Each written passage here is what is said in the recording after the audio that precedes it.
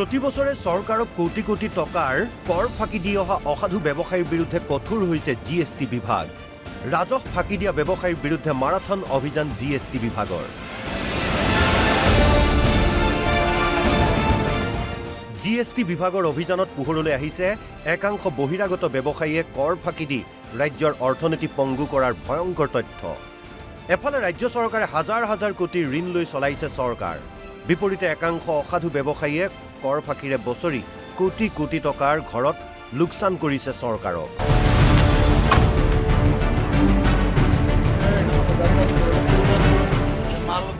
এনে অসাধু ব্যৱসায়ীৰ বিৰুদ্ধে 2025 বৰ্ষৰ পৰা চলিত মাহলৈকে মুঠ 48টা স্থানত চলিছিল জিএছটিৰ অভিযান। ভুৱাকৈ বিত্তীয় প্ৰতিষ্ঠান পঞ্জীয়ন কৰিও অসাধু ব্যৱসায়ীয়ে চলাইছিল ব্যৱসায়, আৰু তেনে প্ৰবঞ্চনাৰে গঢ়া 443টা প্ৰতিষ্ঠানৰ পঞ্জীয়ন বাতিল কৰিছে ৰাজ্যিক জিএছটিয়ে। যিকেইটা ভুৱা প্ৰতিষ্ঠানে কৌশলেৰে 1018 কোটি টকাৰ ভুৱা আইটিচি বিল পাছ কৰিছিল। কোটি কোটিৰ ঘৰত কৰ ফাঁকি দিয়াৰ অভিযোগত জিএছটি বিভাগৰ জালত পৰে তিনি ধুৰন্ধৰ ব্যৱসায়ী। বৰুণ গোৱেল, ইছাক আহমেদ, উজ্জ্বল আগৰৱাল নামৰ তিনি ব্যৱসায়ীক গ্ৰেপ্তাৰ কৰি কাৰাগাৰলৈ প্ৰেৰণ কৰে। আন একাংশ অসাধু ব্যৱসায়ীৰ বিৰুদ্ধে কেইবাখনো থানাত এজাহাৰ দাখিল কৰিছে জিএছটি বিভাগে। বৃহৎ কৰ ফাঁকিৰে সামগ্ৰী আমদানি ৰপ্তানি কৰা 7 ট্ৰান্সপৰ্টাৰৰ বিৰুদ্ধে এজাহাৰ দাখিল জিএছটিৰ। গুৱাহাটী ৰেলৱে ষ্টেচন, মিৰ্জা আৰু বাইহাটাকে আদি কৰি বহুকেইটা ৰেলৱে ষ্টেচনত জিএছটি বিভাগে চলাইছিল অভিযান। কৰ ফাঁকি দি ৰেলেৰে সামগ্ৰী সৰবৰাহ কৰা তেনে একাংশ ব্যৱসায়ীৰ বিৰুদ্ধে অভিযান তীব্ৰতৰ কৰিছিল জিএছটিয়ে। অভিযানত যোৱা বিত্তীয় বৰ্ষত 218খন মালবাহী ট্ৰাক জব্দ কৰিছিল। ট্ৰাকসমূহত থকা সামগ্ৰীৰ পৰা সংগ্ৰহ কৰিছিল 1,94 লাখ টকাৰ ৰাজহ। চলিত বৰ্ষতো জিএছটিয়ে জব্দ কৰে 134খন মালবাহী ট্ৰাক।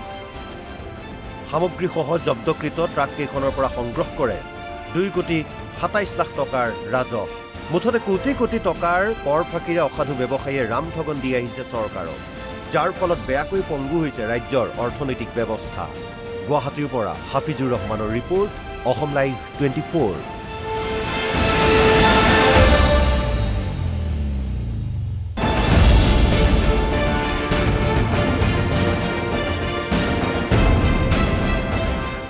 প্ৰতি বছৰে চৰকাৰক কোটি কোটি টকাৰ কৰ ফাঁকি দি অহা অসাধু ব্যৱসায়ীৰ বিৰুদ্ধে কঠোৰ হৈছে জিএছটি বিভাগ। ৰাজহ ফাঁকি দিয়া ব্যৱসায়ীৰ বিৰুদ্ধে মাৰাথন অভিযান জিএছটি বিভাগৰ। জিএছটি বিভাগৰ অভিযানত পোহৰলৈ আহিছে একাংশ বহিৰাগত ব্যৱসায়ীয়ে কৰ ফাঁকি দি ৰাজ্যৰ অৰ্থনীতি পংগু কৰাৰ ভয়ংকৰ তথ্য। এফালে ৰাজ্য চৰকাৰে হাজাৰ হাজাৰ কোটি ঋণ লৈ চলাইছে চৰকাৰ, বিপৰীতে একাংশ অসাধু ব্যৱসায়ীয়ে কৰ ফাঁকিৰে বছৰি কোটি কোটি টকাৰ ঘৰত লোকচান কৰিছে চৰকাৰক।